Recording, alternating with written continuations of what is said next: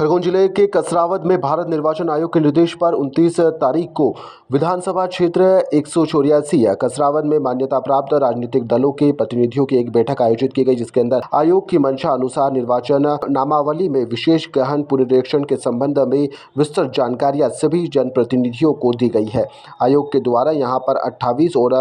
3 तारीख को यहां पर गणना फॉर्म की प्रिंटिंग के लिए निर्देश भी दिए गए हैं। इसके बाद में 4 तारीख से लेकर यहां पर जो 4 दिसंबर रहेगी, तब तक 1 महीने तक यहां पर बूथ लेवल पर ऑफिसर्स 2 प्रति में यहां पर गणना भी करेंगे और फॉर्म पर मतदान क्षेत्र के लिए घर घर जाकर मतदाताओं को इसका वितरण भी किया जाएगा। वितरण के बाद में यहां पर मतदाता जिनका नाम 2003 से लेकर 2025 तक की मतदाता सूची में पाए जाते हैं, उनका सत्यापन गणना फॉर्म के द्वारा की जाएगी। ऐसे मतदाता जिनका नाम 2003 में मतदाता सूची में दर्ज नहीं है, 2025 की मतदाता सूची में दर्ज है, ऐसे मतदाताओं को सत्यापन हेतु उनके माता पिता या वंशावली अनुरूप यहां पर सत्यापन करवाया जाएगा। जिसके बाद में मतदाताओं को सत्यापन नहीं हो पाएगा, उनके लिए आयोग के द्वारा जारी कोई एक दस्तावेज उन्हें प्रस्तुत करना होगा। बीएलओ के भ्रमण के दौरान यहां पर कोई मतदाता यदि मत पाया जाता है या अनुपस्थित पाया जाता है तो उनका फॉर्म नंबर 7 से यहां पर वेरिफिकेशन करवाया जाएगा।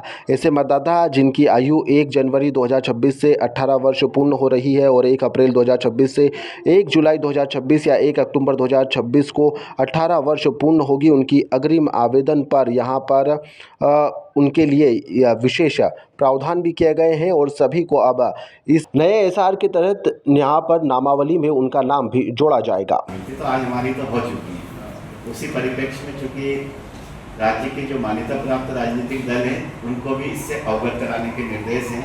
उनका यदि 2003 की मतदाता सूची में नाम है तो वैसे बीएलओ से हमने अभी पिछले 15 दिन पहले यहीं पर 7 दिन किसान केंद्र का फॉर्म उन्हें उपलब्ध कराएंगे 2 प्रति में प्रदान करते हैं, क्योंकि बीएलए भी आपका बूथ लेवल का एक कार्यकर्ता होता है कि हमें एक सूची मिल जाए तो तरीके उसके बदलते हैं, बाकी काम नया नहीं है। सर, मतदाता सूची पुनरीक्षण को लेकर राजनीतिक दलों को आमंत्रित किया था, मीटिंग रखी गई थी, क्या कुछ दिशा निर्देश दिए गए सर? भारत निर्वाचन आयोग के निर्देशानुसार 4 नवंबर से एसआईआर का कार्य किया जाना है। इसमें क्या कार्रवाई की जाना है उक्त संबंध में राजनीतिक दलों को अवगत कराने के लिए आज कसरावद विधानसभा अंतर्गत स्टैंडिंग कमेटी की बैठक रखी गई थी, जिसमें राजनीतिक दलों के सदस्य व अन्य प्रतिनिधिगण भी शामिल हुए। उन्हें एसआईआर के संबंध में विस्तृत रूप से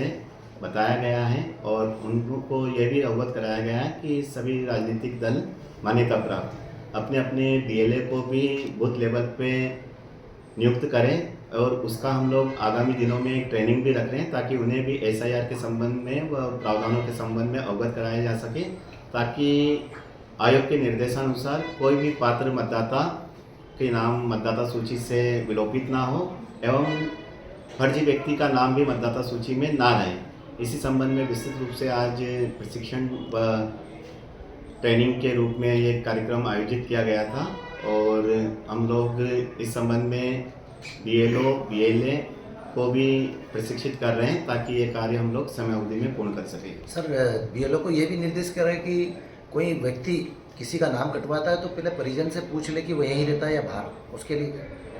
एसआईआर में अभियान चूँकि बीएलओ घर घर जाके जो गणना फॉर्म आता है वो मतदाता को देगा और मतदाता के लिए भी ये पाबंदी है कि वो 1 महीने की अवधि है जो उसमें जो गणना फॉर्म है वो बीएलओ को जमा कराएं ताकि उसका नाम मतदाता सूची में रह सके।